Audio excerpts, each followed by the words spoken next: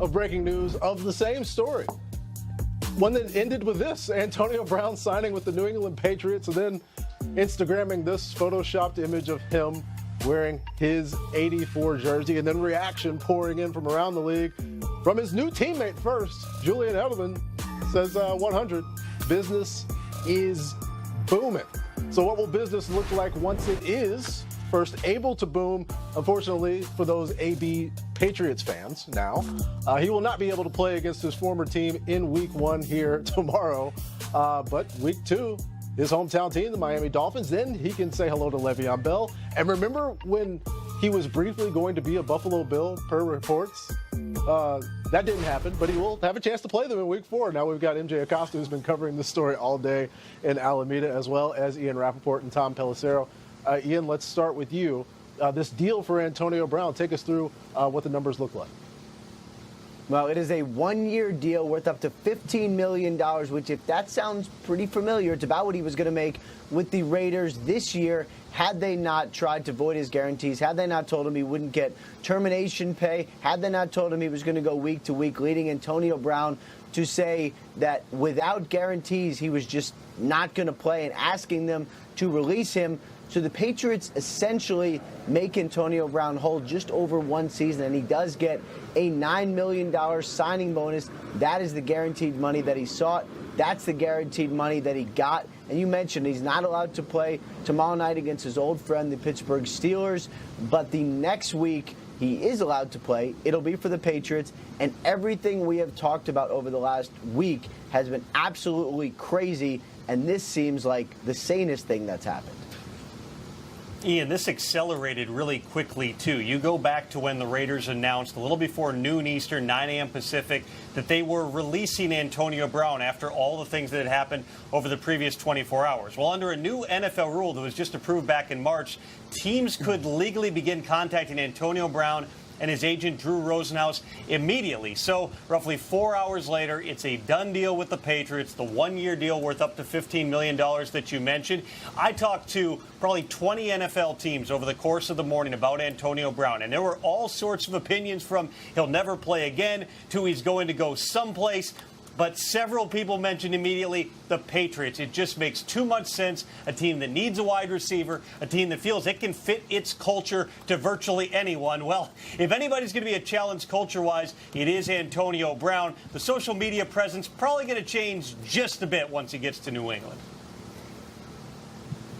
Well, and Tom and Ian, you mentioned speaking with people across the league saying he'd probably get picked up. That was sort of the sentiment here with a few players that I spoke to. They said, although they certainly wanted it to work out and keep Antonio Brown here in Oakland, they were confident that he would be picked up relatively quickly. I don't think a matter of hours was the time span they had in mind, but certainly knew with a talent like his that another team would come calling and come calling soon. Now, in terms of how the team is sort of pushing on through this, I think it's just the finality has set in, and there's relief now that they can completely focus on what's ahead of them, which is, of course, that primetime game on Monday to start of the season.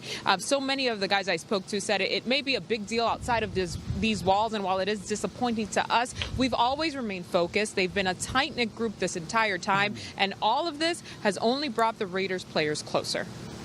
Yeah, and so the players, and perhaps to a certain extent John Gruden, will be able to move on from this, Ian, but there is still the issue to resolve regarding Antonio Brown's guarantees and a potential grievance. His agent, Drew Rosenhaus, said earlier on Good Morning Football that he wasn't going to discuss it as it could be a potential legal issue. What can you tell us about the potential of a legal issue?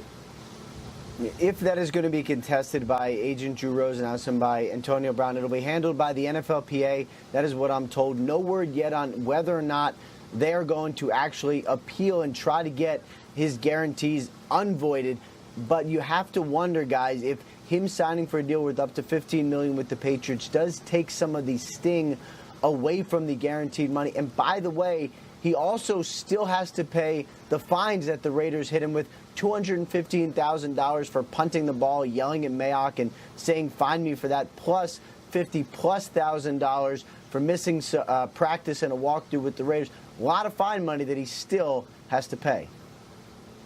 This is also another example of just how talent generally wins. Antonio Brown is a remarkably talented player, He's been highly productive in the NFL for a long time. But you think back just over the past 6 months, or really even going back 9 months to last December when he no-showed in Week 17. The Steelers couldn't find him. He ends up missing their season finale. A series of bizarre instances leading to him wedging his way out of Pittsburgh, gets traded for just a 3rd and 5th round pick to the Raiders, gets a raise, gets guaranteed money. That doesn't work out. Almost the exact same type of a sequence of events takes place. He wedges his way out of Oakland and then almost instantaneously lands with the Patriots. There are not a lot of wide receivers that can do what Antonio Brown can do. This will be a unique test for exactly how well the Patriots culture can adapt to a player like this. But there are some comparisons here to another former Raiders receiver who ended up in New England when Randy Moss went from there, from a different Raiders organization at that point, but went to New England, had one of the great seasons that we've seen in NFL history.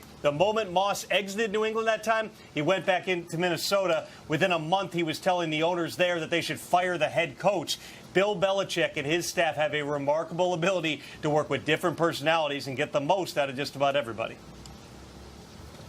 And Tom, you mentioned that X factor that Antonio brings, and that more than anything is exactly why the Raiders organization, the coaches, the front office, and the players themselves work so hard to try to make this work. The support that they put behind Antonio, especially on Friday when he came in and apologized, you could see just from the guys I spoke to in the locker room, even Coach Gruden, how excited they were, that they thought at that point, just yesterday actually, that this was going to work out. And then yet again, we had another mishap, and now, well, he's off to New England. So there's no denying the caliber of his play, but certainly, as Tahir Whitehead said earlier today, one of the captains of this team, when someone doesn't have a team-first mentality, it's never going to work.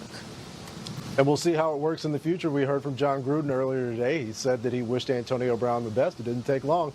He found the defending Super Bowl champs. We'll see how that plays out. Thanks to MJ Acosta, Ian Rappaport, and Tom Pelissero with the latest on Antonio Brown going to the Patriots here on NFL Now, presented by Home Depot. Here's the Boston Herald cover. Patriots signed troubled 7-time Pro Bowl wide receiver Brown hours after being released by the Raiders. What a catch, the subhead there. Let's go to the phones. Our own Mike Giardi covers the New England Patriots for us here on NFL Network. He joins us now on the phones. Mike, they've had success with a whole lot of people. Here comes Antonio Brown. Yeah, and I think the reason, Patrick, they've had success with some players of this ilk is because of that culture of accountability. It starts with Belichick, and I remember a story he told back in the day, and I think it's very pertinent to this situation. He said, beginning of his tenure with the Patriots, he's holding a meeting. Player walks in a couple minutes late, and the meeting's already going. And he sits fairly close to the front. And Belichick points at him and says, "What are you doing?" He said, "Sorry, coach. Sorry, I'm late." He said, "Get out. Get out. We're not allowing this to happen." And he said, that sort of, I think, has bridged for the last 20 years how he's approached the leadership and how he wants to set the tone for the team. And, they've had guys come in, whether it be Corey Dillon, Randy Moss. Those guys have worked.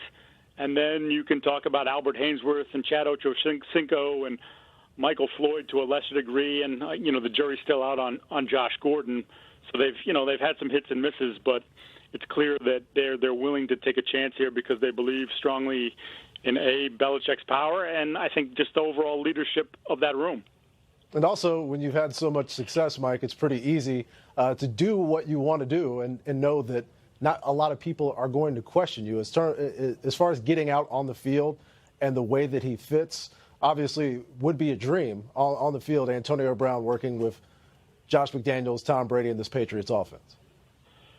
Without question, because you sat there and said, and we've talked about it quite a bit here this summer, is what's the offense going to look like now that you've lost the best bailout option in the league in Rob Gronkowski? Well, adding someone of the talent level of Antonio Brown certainly can help to ease that problem. And, he's obviously the most, I think when you look at their receivers, the most explosive, the most versatile. Then you have Julian Edelman working the middle of the field. You have Gordon with his ability to work comebacks and slants and just overpower people with his size, so that if all those pieces fit and stay together, then you're talking about an offense that may not have nearly the problems and the growing pains that we thought they were going to all summer long. Yeah, you compare it on paper to historical offenses, you have to go back to another Tom Brady offense that featured another guy who, at the time, was on a Hall of Fame track. That's our Mike Giardi reporting on the New England Patriots, joining us on the phone. Thanks, Mike. Reaction elsewhere in the league from non-Patriots. Also, a non-Raider, Jalen Ramsey, just with the crying, laughing emoji. This whole thing has been wild. Wild indeed. Argonne Max Starks was calling the Grambling State against Louisiana Tech game on NFL Network while all of this news was happening. Max, you were with AB early on in his career when he was the guy coming out of Miami, coming out of Central Michigan, just trying to earn a spot. Take us through how far things have come for him personally since 2010, 2011, and all the way until now, and your reaction to what's going on today. Well, like you said, I saw AB as a young, hungry guy trying to make his way into the lineup of the receiving corps. When you come into a team that has a Hines Ward, that has Mike Wallace at the time, and even an Emmanuel Sanders as well, and those type of guys in front of you, and just work hard. He cut his teeth being a punt returner on this team and a kick returner, and then worked his way up into being the guy that we see today, one of the most electric players at the wide receiver position. You've seen the 100-plus catch seasons and the fast track that he was on in his time with Ben Roethlisberger, to now the upsetting news, and them not getting together at the end of last season, the Week 17 sit-out, which ultimately led for him to ask for his trade, and then the Raiders drama, and then now he ends up in a position, I think, better than when he left the Steelers in New England, the team that has the pedigree, that has the championship caliber personality. You look at the people that are on that team, and I think this is the last chance for AB, in my opinion, but he finally goes to a team that has more clout than he does personally, and I think that's what's going to help kind of curb the tide of that AB's been going through, because you have Bill Belichick and Tom Brady, and if you can't listen to and you can't get along with those two guys, then nobody you're going to get along with. So I think it's a very big move, obviously something that we've watched firsthand. He's grabbed the headline since January, and I'm a little upset, just as personal, being a former Steeler, to see him kind of fail upwards towards New England. But I have to say, this New England squad, it changes the odds greatly for this team when you talk about the post-Rob Gronkowski era. Because think about this potential three-man lineup: Julian Edelman, him, and Demaryius Thomas or Philip Dorsett. There's so many receivers. It's going to be a different look for this New England team, and he's going to add that additional kind of caveat for this squad and what they can do offensively. And Max, you talked about back in 2010, 2011, Antonio really different from the guy who became a perennial Pro Bowler, perennial star in the league, at multiple-time All-Pro. Looking at the way he approaches things, kind of social media-wise, there was the locker room snafu years ago. Do you think that we're just seeing more AB now? He's just more willing to share who he is? Or you feel like he's a different person than he was when he was younger? Well, I think we've seen this progression, because the one thing that has been constant with AB since he came into the NFL, work ethic. You can never knock the amount of after practice, and it's showing up in the game time situations. But I think, like you said, as the notoriety has grown, as his presence has been known on the football field, so has his social media presence, and willing to share more or go beyond what the normal means are of access to Antonio Brown, the person, like you said, with this whole Snapchat/Facebook post in the locker room, to all of the things where he takes to social media to air his kind of stream of thought, so to speak. Very frontal lobe, like just get it out there. And that's where, it's a double-edged sword when you use social media, because it's such a delicate platform that can be used for good, or it can be very detrimental in a lot of situations. And good or bad, he's using that tool to the utmost ability. And we will see. We've seen the reaction in the past hasn't been too great to his social media. Ultimately, the Patriots concerned with wins and losses. We'll see how he translates here in 2019. Max Starks, fresh off of our Conference USA call. Thanks for coming on, man.